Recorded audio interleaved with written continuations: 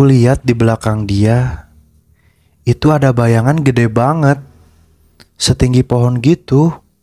Itu 3 hari lalu mengalami kecelakaan Bu di pabrik. Jatuh dari tangga. Dan si nenek sama si ibu itu wujudnya udah gak kayak manusia gitu. Udah bener-bener kayak mayat. Halo semuanya, selamat datang kembali di Kisah Kamis Malam.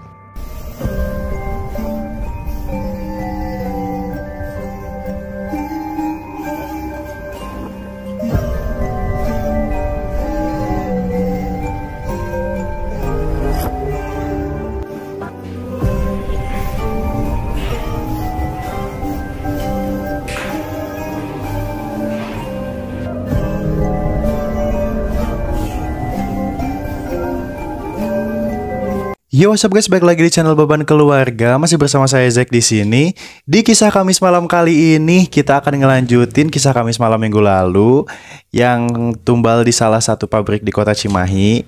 Yang minggu lalu tuh ada part 3-nya. Sekarang kita akan lanjut part 4-nya guys. Tidak bosan-bosannya saya juga ingin mengingatkan ke teman-teman semua yang ingin share kisah horornya di Kisah Kamis Malam, bisa langsung aja kirimkan kisah horor kalian ke alamat email kisahkamismalambk@gmail.com dalam bentuk teks, audio maupun video. Oke guys, gak usah berlama-lama lagi, kita langsung aja ke ceritanya.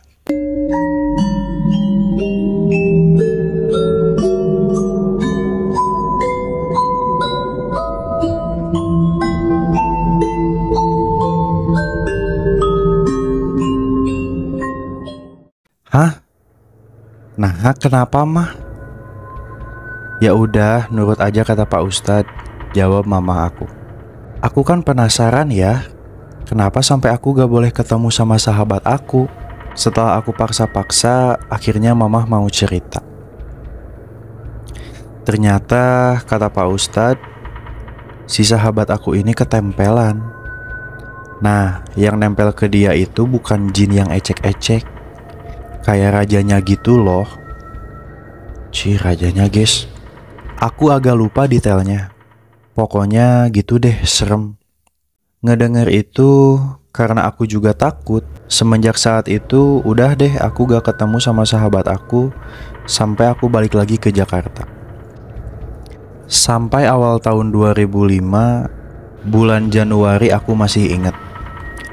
Aku tuh pulang ke Cimahi. Gak tahu libur apa waktu itu. Pokoknya aku pulang.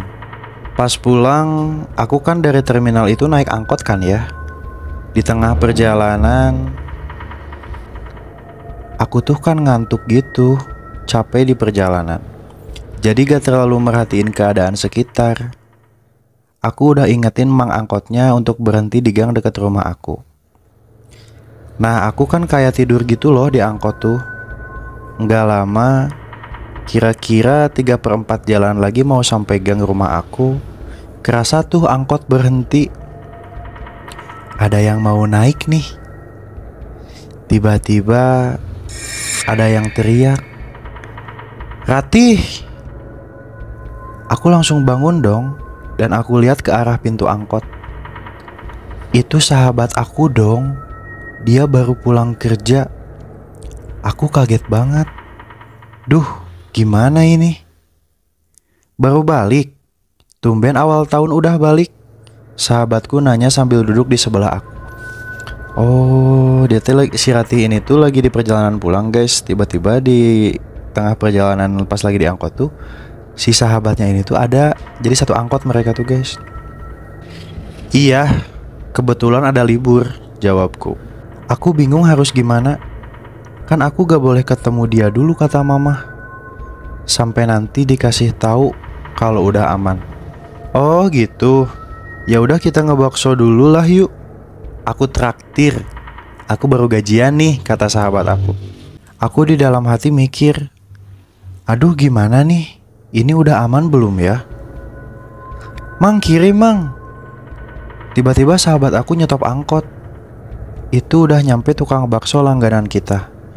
Dan dia langsung narik tangan aku. Yah, tapi mau gimana? Aku gak enak. Masa aku tiba-tiba jutek sama dia kan? Akhirnya aku nurut aja turun. Kita jajan bakso dulu. Dia kayak senang banget ketemu aku. Aku bingung. Bingung banget harus gimana. Akhirnya makanlah kita bakso langganan kita. Sambil biasalah basa-basi nanya keadaan gitu. Ngobrol. Karena aku lihat dia wajahnya happy banget. Ya aku beranggapan udah aman mungkin. Aku udah mulai biasa tuh nanggepin dia. Ketawa-ketawa, bercanda-canda. Pas kita mau pulang, tiba-tiba dia bilang,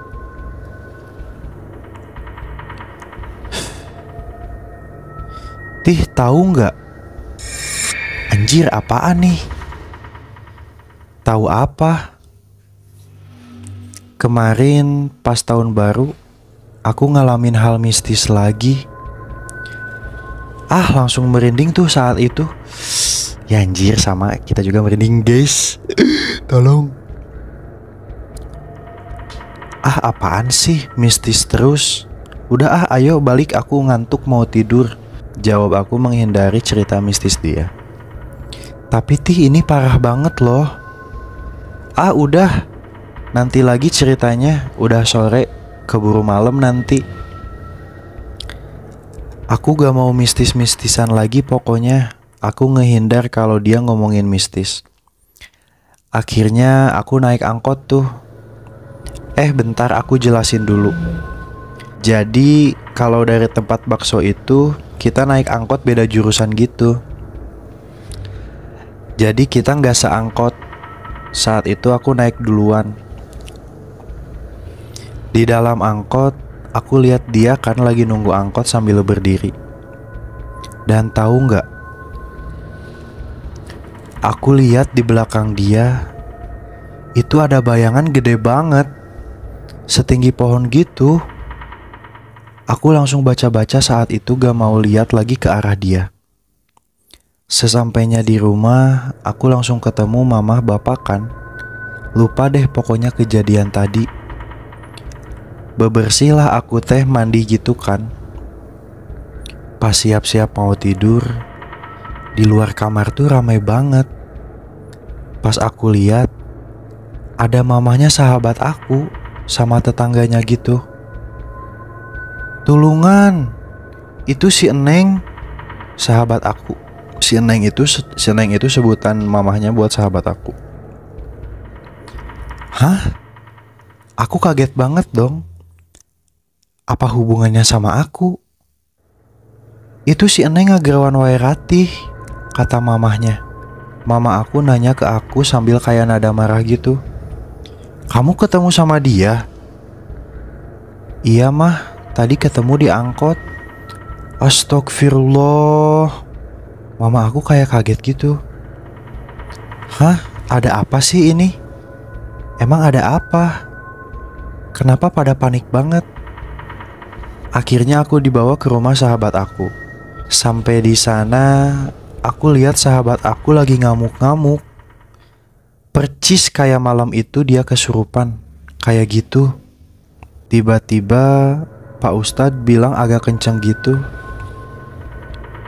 "Itu Ratih. Ayah Ratih itu. Tulung Ratih, tulung. Tulung." Aku gak ngerti. Bener-bener gak ngerti sebenarnya apa yang terjadi. "Ratih, tulung." Suara sahabat aku kayak yang nangis gitu. Aku bingung. Aku harus ngapain? Aku gak tahu ya harus ngapain. Tiba-tiba aku lihat sosok keluar dari tubuh sahabat aku. Itu hitam, kayak bayangan gitu. Tapi bentuknya bukan manusia. Hewan juga bukan. Gimana ya? Aneh deh pokoknya. Tapi ada mukanya sama bibir sama mata gitu. Itu panjang banget kayak ular. Cuman hitam pekat kayak bayangan gitu. Sosok itu menuhin seisi rumah. Jadi gelap banget. Terus tiba-tiba bagian mukanya datang ke aku. Anjir cok. Terus sosok itu bilang pakai bahasa Sunda gitu. Pokoknya intinya dia bilang kayak gini, "Maneh tong ngaganggu budak ieu. Budak ieu geus nu urang. Tong deket-deket jeung budak ieu. Budak ieu anu urang." Anjing, serem banget besti. Orochimaru kali ini teh besti. Itu serem banget. Pasti serem sih, ya Allah. Itu serem banget. Aku nutup mata gak bisa, gerak juga gak bisa. Tiba-tiba gelap aja. Aku gak ingat apa-apa lagi saat itu. Dan ternyata itu tuh aku kesurupan juga. Besoknya aku bangun-bangun udah ada di rumah. Dan tahu gak, ternyata itu aku pingsan 2 malam. Jadi kan malam kejadian itu sampai malam besoknya. Nah besok paginya lagi baru aku bangun. Oh 2 malam anjir dia pingsan cok. Aku bangun udah ada Pak Ustadz, mama aku, nenek, om, Ua, semua keluarga aku. Aku bingung dong, ada apa ini? Aku kenapa? Dijelasinlah sama Pak Ustadz bahwa untuk sementara jangan ketemu dulu sahabat aku. Soalnya ikatan aku sama sahabat aku deket banget, terlalu kuat katanya. Takutnya, iya anjing merinding besti. Takutnya nanti si sosok yang nempel ke sahabat aku tuh ikut ke aku. Ternyata sosok yang tahun kemarin masih nempel dong ke sahabat aku. Aku langsung nangis waktu itu. Kayak gak terima aja. Kok situasinya jadi gini sih? Ya anjir ya, sedih sih ya anjir. Tolong. Terus aku nanyakan ke mama aku, "Mah, pas kemarin kita ke sana, Mama lihat sosok bayangan panjang hitam enggak?" "Enggak, Mama enggak lihat apa-apa." Berarti saat itu aku doang yang lihat itu. Kenapa aku doang yang bisa lihat? Aku benar-benar bingung sama apa yang terjadi. Kenapa selalu tiap ketemu aku baru kejadian kesurupan lagi? Kan sahabat aku cerita, akhir-akhir ini situasi udah aman-aman aja.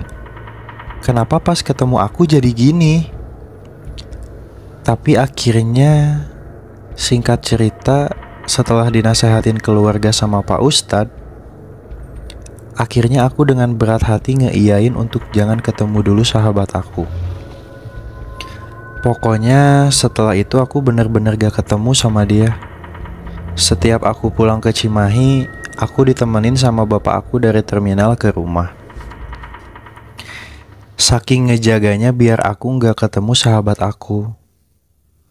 Setahun, 2 tahun berlalu kayak gitu. Sampai di tahun 2007, aku pulang ke Cimahi. Iya anjir gila banget. 2007 kita baru kelas 2 SD guys.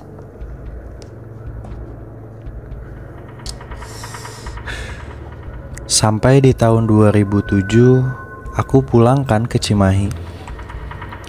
Dijemput lagi tuh kan sama bapak. Sampai ke rumah, istirahatlah biasa gitu. Pas malamnya aku mimpi Mimpinya itu sama kayak mimpi waktu itu pas aku nginep di rumah sahabat aku. Bedanya kali ini aku sendiri di tengah hutan. Jalan, terus jalan. Tiba-tiba aku nemu pohon gede banget. Aku ingat banget ini pohon yang waktu itu. Pohon yang dimimpi waktu itu. Merinding banget ih. Ya anjir, sama kita juga merinding besti. Tiba-tiba aku gak bisa gerak. Aku lihat di bagian bawah pohon itu ada sahabat aku. Ada sahabat aku di bawah pohon itu. Dia keikat kayak pakai akar gitu ih. Ratih, Ratih, tolong aku Ratih. Ratih, lepasin. Itu benar sahabat aku, minta tolong sama aku. Aku coba ngedeketin dia. Pas udah deket, tiba-tiba aku lihat di belakang dia ada si nenek sama si ibu dong. Cuman si nenek sama si ibu itu wujudnya udah gak kayak manusia gitu. Udah bener-bener kayak mayat. Serem banget. Anehnya, aku malah terus ngedeket saat itu. Aku mau nolongin sahabat aku. Pas aku udah deket, tiba-tiba sahabat aku berubah jadi mayat juga dong. Aku nangis saat itu. Maafin aku. Maafin aku. Pas aku nangis, tiba-tiba gelap. Gelap banget. Dan apa coba? Di depan muka aku ada sosok hitam. Sosok hitam yang panjang kayak ular waktu di rumah sahabat aku waktu itu. Pas dia kesurupan Thea, itu aku teriak sekencang-kencangnya dan bangun dari tidur. Gak sadar, ternyata aku di dunia nyata juga teriak. Sampai mama sama bapak masuk ke kamar aku. Neng, kunaon neng? Suara mama aku masuk kamar sama bapak kedenger. Cuman aku gak bisa bereaksi apa-apa. Aku yang masih syok cuman bisa nangis. Nangis sambil dipeluk mama. Pas paginya, aku masih nangis sambil bilang ke mama, "Mah, aku mau ketemu sahabat aku, Mah. Mah, gimana kondisi dia?" Cuman karena mama gak mau kejadian lagi kayak waktu itu, mama cuman bisa nasehatin aku buat sabar untuk gak ketemu dia dulu. Mama bilang, mimpi itu gak usah dipikirin. Mungkin itu karena aku lagi kangen aja sama sahabat aku. 2 hari kemudian, aku harus balik kerja kan ke Jakarta. Tadinya aku punya rencana. Pas mau OTW balik ke Jakarta, aku mau mampir dulu ke rumah sahabat aku tanpa bilang ke mama. Cuman saat aku bilang, "Mah, aku ke terminal sendiri ya. Si bapak kan kerja pagi." Mama jawab, "Gak boleh, sama mama aja dianter." Ngedenger itu, udahlah sirna rencana aku untuk ketemu sahabat aku. Sepanjang jalan ke Jakarta, hati aku gak enak banget. Kepikiran terus sahabat aku. Sampai-sampai di bis itu aku ngelamun kayak lihat sahabat aku ada di pinggir aku. 2 hari setelah di Jakarta, seminggu setelahnya, aku seminggu itu mimpi yang sama percis kayak di rumah kemarin. 7 hari berturut-turut. Akhirnya aku maksain buat nelpon ke kantornya sahabat aku. Oh anjir. Jadi dia teh pulang ke Jakarta guys. Nah pulang di Jakarta teh udah selang 2 hari mah aman nih. Nah setelah 2 hari itu, seminggu kemudian dia teh terus mimpinya teh sama kayak yang di rumahnya kemarin yang di Cimahi. Mimpi lihat pohon terus ada sahabatnya gitu guys. Karena aku bener-bener udah gak enak hati, penasaran banget ada apa sih sebenarnya. Akhirnya aku maksain buat telepon ke kantornya sahabat aku. Aku inget, aku catet nomor kantornya dan aku simpan di dompet aku.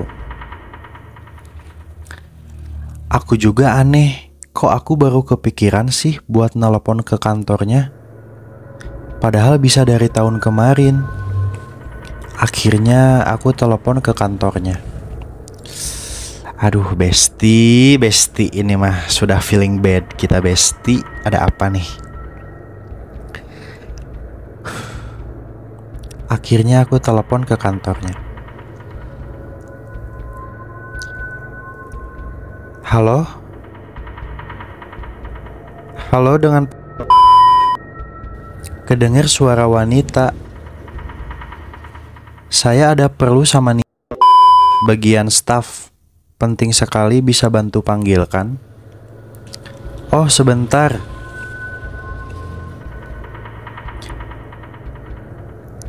Siapa ya, Bu? Nama lengkapnya. Tiba-tiba suaranya berubah, kayak ganti gitu yang ngomongnya. Jadi bapak-bapak. Kayaknya sih atasannya.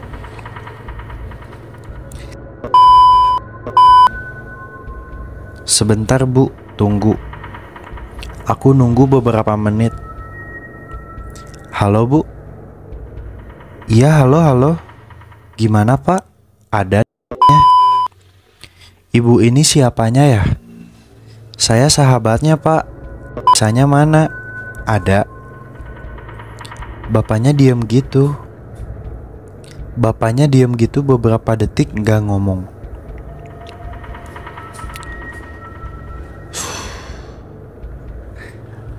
Entah kenapa saat itu aku bener-bener gak enak hati banget. Terus tiba-tiba kedenger lagi si bapak ngomong, "Ah, anjir, gelo, cok." Karunya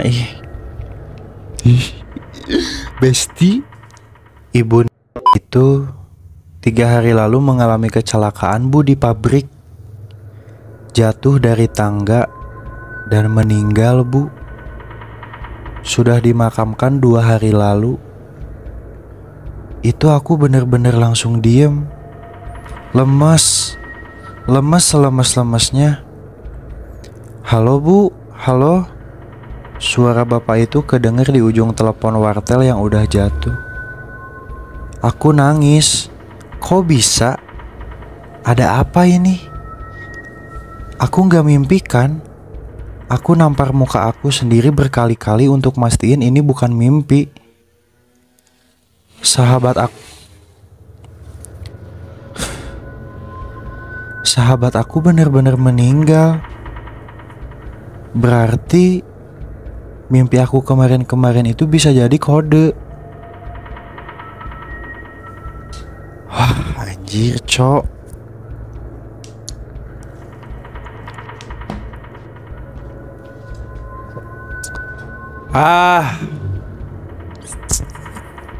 Sad ending ternyata, Besti, ini ceritanya.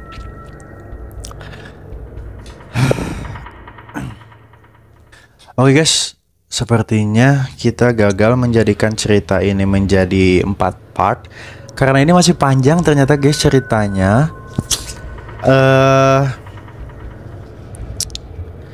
Ini tuh baru sampai 2007 ceritanya tuh. Sementara si Teteh Rati itu dari awal udah nge-disclaimer kalau si kisah ini tuh berlanjut terus sampai ke tahun-tahun kemarin, 2020 gak tahu 2021 deh kemarin si Teteh Rati ngomong. Kita agak lupa, guys. Semakin misteri dan ternyata si sahabatnya ini meninggal, guys. Gimana menurut kalian, kenapa bisa si sahabatnya itu meninggal? Apakah ada hubungannya dengan pertumbalan ini? Apakah ada hubungannya dengan si nenek, dengan si ibu yang tahun kemarinnya meninggal juga? Mungkin bisa tulis di kolom komentar pendapat kalian kayak gimana. Sedih sih, anjir. Lebih ke sedih sih, untuk part ini lebih ke sedih. Karena si Teteh Rati itu udah dimimpiin berkali-kali kan sebelum kejadian meninggal ini tuh. Tapi ya pasti merasa gagal untuk menyelamatkan sahabatnya sih. Meskipun emang kita bisa bilang itu udah takdir kan. Cuman ya gimana menurut kalian kalau kejadian ini terjadi ke kalian, guys? Apa yang mau kalian lakukan? Ya mungkin segitu dulu aja kisah kami semalam kali ini. Jangan lupa like, comment, share, and subscribe juga jika kalian suka ceritanya.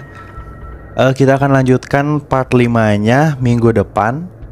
Insya Allah akan menjadi part terakhir. Kita akan buat part 5 aja. Minggu depan mau itu durasinya sejam atau 2 jam juga, kita pokoknya ini harus sampai 5 part aja. Biar teman-teman yang ngikutin juga nggak terlalu lama nungguinnya. Nggak bosan-bosannya saya juga ingin ngingetin ke teman-teman semua yang punya cerita horor dan ingin share cerita horornya di Kisah Kamis Malam.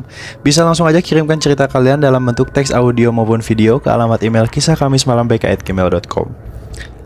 Segitu aja Kisah Kamis Malam kali ini. Tetap berbahan dan tetap jadi beban keluarga.